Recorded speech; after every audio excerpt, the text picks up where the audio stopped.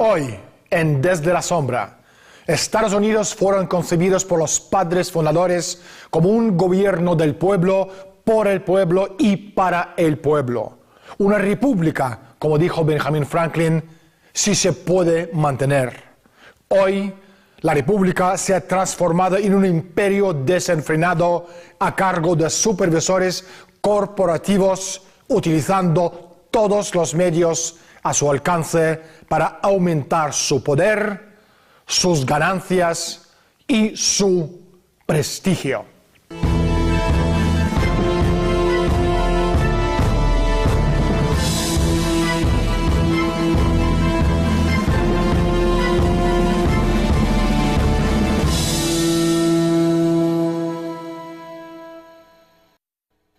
En la década de los años 60, el gobierno de la élite,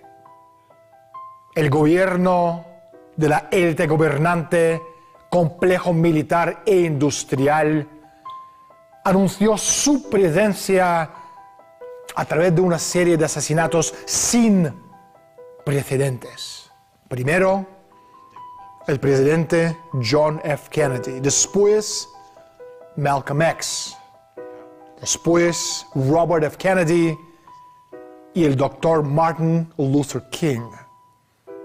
El golpe de Estado se llevó a cabo y el estado actual del gobierno de Estados Unidos no ha sido seriamente desafiado desde entonces ni por el pueblo ni por los funcionarios electos que supuestamente representan al pueblo norteamericano. ¿A dónde nos lleva el camino? ¿Hacia el Estado policial? ¿Hacia el gobierno mundial? ¿Hacia la empresa mundial S.A.? ¿Hacia el control del todo por una oligarquía?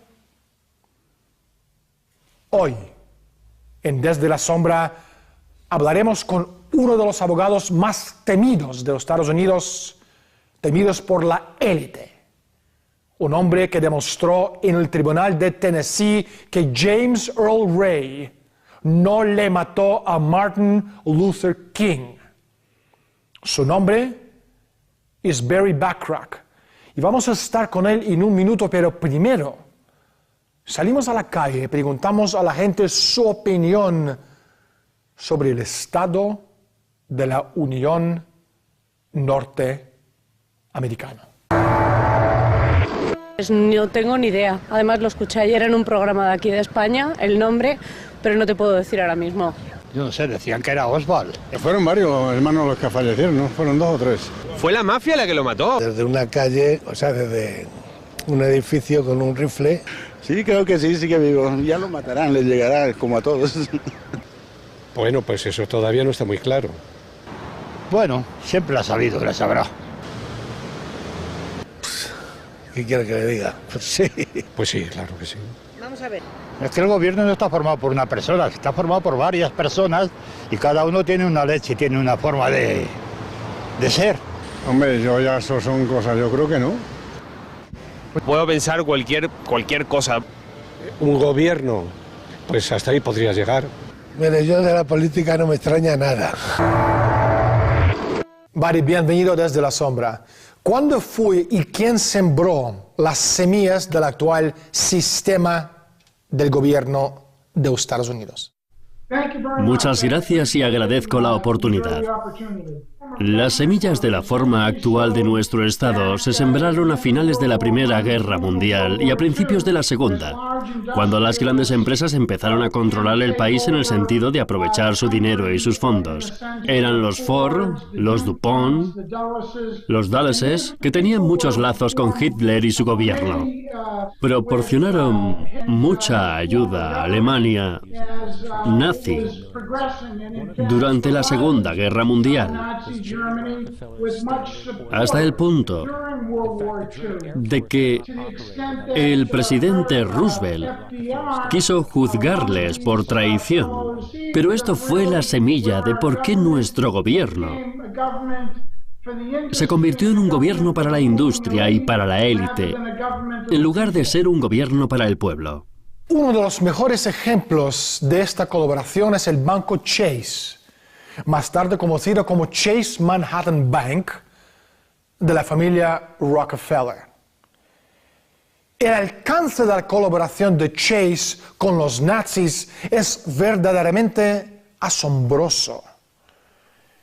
Mientras Nelson Rockefeller, más tarde vicepresidente de Estados Unidos, supuestamente dirigía las operaciones altamente secretas contra los intereses nazis en América Latina, Banco Chase hacía un grandísimo negocio con los nazis en Francia.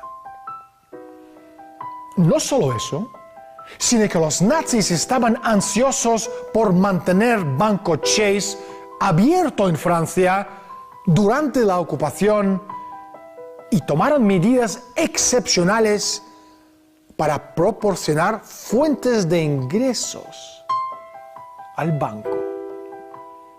Nada de esto, ni que decir, aparece en el libro de las memorias de David Rockefeller.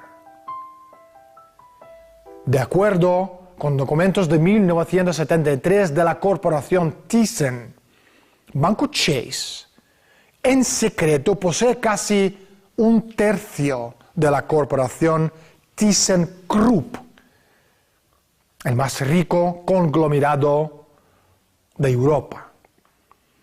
Tanto Thyssen como Krupp fueron condenados como criminales de guerra. Sin embargo, fueron liberados en silencio por el norteamericano John McCloy, el alto comisario de Alemania en 1949. En 1953, McCloy llegó a convertirse en el consejero delegado del banco Chase. ¿Sorprendidos? Barry, ¿de qué forma la élite han utilizado el comunismo y la Unión Soviética como un peón en su marcha hacia el poder absoluto? Concretamente, cuando la Segunda Guerra Mundial estaba a punto de acabar, éramos aliados de Rusia.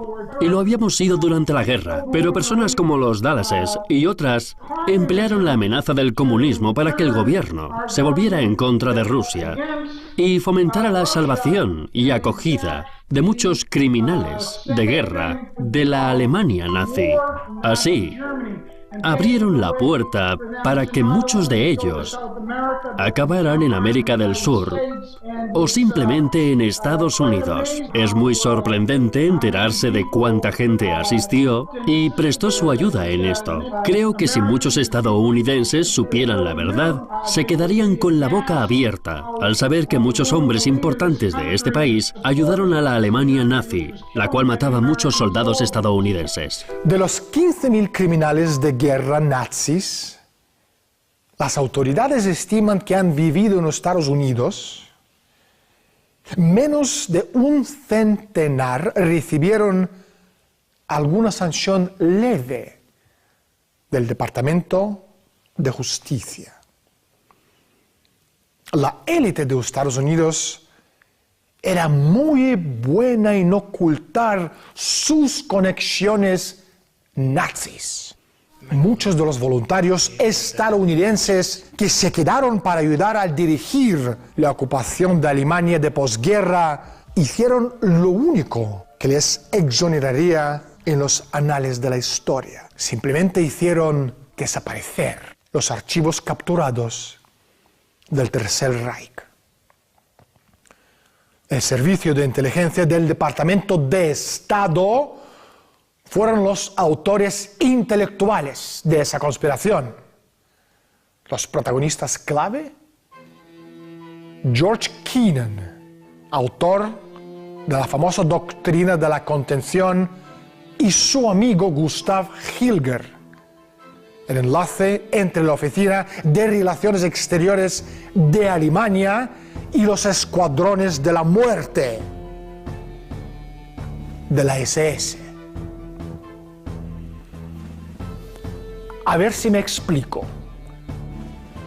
Una de las personas más queridas y admiradas en los Estados Unidos por la clase dirigente en los últimos 50 años resulta de ser un repugnante co-conspirador responsable de liberar a los asesinos nazis. Y este es el país que da lecciones de comportamiento al resto del mundo. Barry, cambiando del tema, ¿qué formas de manipulación se han utilizado para seducir a los estadounidenses? Las formas de manipulación son principalmente los medios de comunicación, el control de los medios de comunicación y técnicas de control mental. El pueblo de Estados Unidos es lo que oye a diario, lo que ve a diario y lo que le cuentan a diario, que no es más que propaganda que se transmite por los medios de comunicación estadounidenses y toda está controlada por las grandes corporaciones, por la élite gobernante. Y estos son la gente que llevan a cabo los objetivos de la élite. Estados Unidos y la élite gobernante, con el fin de mantener su poder, necesitan tener un enemigo, un boogeyman, alguien para unir al país en su contra. Así que ahora, el 11S se convierte en la puerta de entrada a un nuevo mundo a través de la guerra infame contra el terrorismo. La diplomacia se acabó el 11 de septiembre del año 2001. Y la realidad y los riesgos de un conflicto abierto global o de una guerra secreta de desgaste están ahora situados en el punto de mira inmediato e inevitable de un mundo que ha optado principalmente por no entender lo que está en juego. Esta guerra no se librará únicamente con balas y bombas. Se trata de una guerra económica, una guerra psicológica, una guerra por los recursos humanos, una guerra entre las naciones y una guerra por las mentes del ganado humano. Barry, cambiamos el paradigma. ¿Qué tienen en común los siguientes asesinatos? John F. Kennedy, Malcolm X, Martin Luther King y Robert F. Kennedy. Los años 60 para los Estados Unidos fueron una época crucial, porque los Estados Unidos estaban metidos en la Guerra Fría contra Rusia, cuando el presidente John Fitzgerald Kennedy fue elegido. Y John Fitzgerald Kennedy tuvo algunas conversaciones con el señor Khrushchev, entre bambalinas, y estaban trabajando para lograr una posible paz. Paz en el mundo. No obstante, para que el complejo militar industrial o la élite gobernante lograra lo que quería, necesitaba mantener la guerra con Rusia. Al mismo tiempo, se desarrollaba la guerra de Vietnam, que era una guerra contra el comunismo, y John Fitzgerald Kennedy estaba preparando para retirarse de este conflicto armado, siguiendo los consejos del general MacArthur, quien le dijo: no te metas en una guerra sobre el terreno en el sudeste asiático, dado que lo que él intentaba era templar la Guerra Fría y hacerla desaparecer. Era necesario para las personas que estaban en el poder en Estados Unidos eliminarle físicamente. Después, asesinaron a Robert Fitzgerald Kennedy y a Martin Luther King. Los dos se erigieron como figuras principales capaces de impulsar el pueblo. El núcleo interno de una conspiración bien organizada está estrechamente unido por juramentos secretos y afiliaciones con varias sociedades secretas aliadas con diversos grupos de extrema derecha, las operaciones de control mental e iniciativas empresariales. Gran parte del aparato operacional en una conspiración se esconde en las tinieblas del mundo paralelo de entidades estatales, entidades de seguridad nacional, entidades de seguridad nacional ultra secretas, tales como la División 5 de la FBI o el Comando de Defensa de Seguridad Industrial. Cuando se habla del poder invisible, son unos pocos iniciados que están al tanto del verdadero poder en la sombra. El objetivo final del asesinato de JFK no fue político o económico, sino hechicería.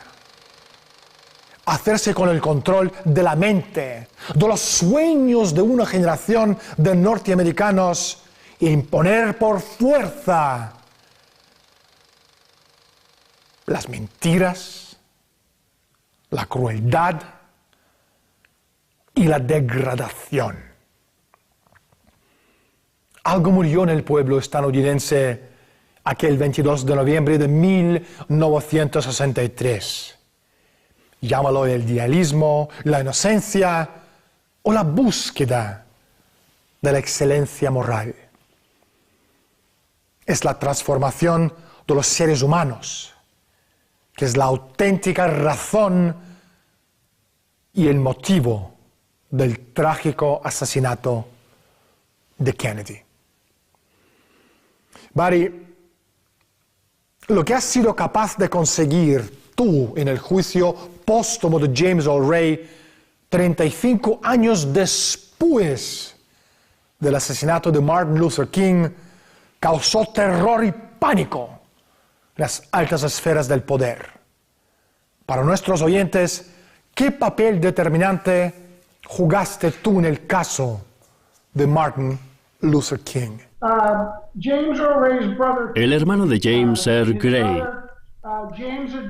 quería recuperar el rifle que supuestamente se utilizó para matar a Martin Luther King. Las pruebas efectuadas con ese rifle en aquel momento no demostraban definitivamente que ese fuera el rifle empleado. Así que solicitamos del Tribunal Supremo de Tennessee que nos devolvieran el rifle, porque este rifle debería haber sido parte del patrimonio de James Earl Ray. Pretendíamos hacer unas pruebas con el rifle para determinar sin ninguna duda si ese fue el rifle que se utilizó. Lamentablemente, la sentencia judicial del Tribunal Supremo dictó que el arma había sido abandonada por James Earl Ray. Y como consecuencia, el rifle ya no formaba parte de sus bienes y que el rifle pertenecía al Estado. No conseguimos hacer las pruebas, aunque demostramos a todo el mundo que el tribunal actuaba en contra de las leyes del país y de la Constitución para salvar el pellejo del gobierno en esa conspiración. El rifle sigue existiendo. Los tests han demostrado que no era el arma utilizada en el asesinato.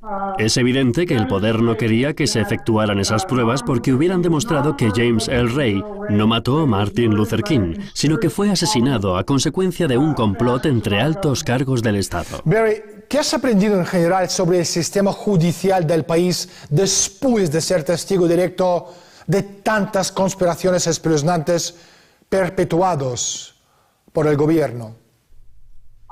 Justicia en Estados Unidos es un concepto efímero. La razón es que en muchos sitios la justicia es un juego de los medios de comunicación. Quien controla los medios de comunicación, quien controla lo que debe lograrse, controla la justicia. No todas las personas pueden obtener justicia, particularmente en aquellos casos que no salen como el gobierno querría. Justicia no es más que un medio para un fin. El sistema de justicia de los Estados Unidos se basa en la riqueza. Se la vende al mejor postor. Buenos abogados cuestan dinero. Solo las grandes corporaciones y los ricos podían pagar buenos abogados, por la que baraja siempre está en contra de los acusados. Las cifras de población carcelaria nos dicen que hoy en día los ciudadanos de los Estados Unidos se habían convertido o en los criminales más diabólicos del planeta o en un pueblo afectado por el sistema de justicia penal más corrupto del mundo. Así que cuando algún demagogo candidato a la presidencia habla sobre la defensa de la ley, habría que preguntarle, ¿qué ley? ¿Ley de quién? ¿Cómo se puede hablar de la ley en términos untuosos de referencia cuando mediante el uso de la ley el gobierno de los Estados Unidos está decidido a matar a todos? Ya se trata de los niños, los ancianos, los enfermos, que se han atrevido a hacer frente a la injusticia. La ley de los Estados Unidos hoy apesta a corrupción. Dejadme preguntarle a ustedes, si los criminales están en la Casa Blanca, ¿quién demonios está en las cárceles? Barry, una última pregunta. ¿Tú crees que aún estamos a tiempo para reformar el sistema? Una forma rápida de reorganizar el sistema es conseguir que el pueblo abra los ojos. No solo ante el hecho de que hay un problema con el sistema, cosa que hoy en día se oye a menudo. El sistema no funciona. Hay un fallo en el sistema. La clave del asunto es conseguir que la gente luche para arrebatar los derechos que les quitaron la élite y que realmente lleve a cabo y construya un sistema nuevo. Pero necesitamos otro sistema. Y solamente cuando la gente lo comprenda, realmente tendremos el poder. No tendrá que aguantarlo por más tiempo. Podremos cambiar el sistema. Barry, no hay tiempo para más. Gracias por estar con nosotros. Te lo agradezco, Daniel. Hay sangre y hay documentos. Esto es la historia. No puedes tener los unos sin la otra. Sangre, documentos, culpa, inocencia, conocimiento, ignorancia, frustración, el miedo. Pero no puedes conocer la historia si no conoces el miedo. No puedes conocer la historia si no sientes el pulso de la vida bajo tus dedos. Si no puedes mirar de frente las pistolas. Si no puedes entrar en las prisiones, en los campos de exterminio y sentir la mirada de los informadores, la mirada de los espías y de los soldados sobre su espalda. Soy Daniel Stulin, muchísimas gracias por estar con nosotros y hasta la semana que viene.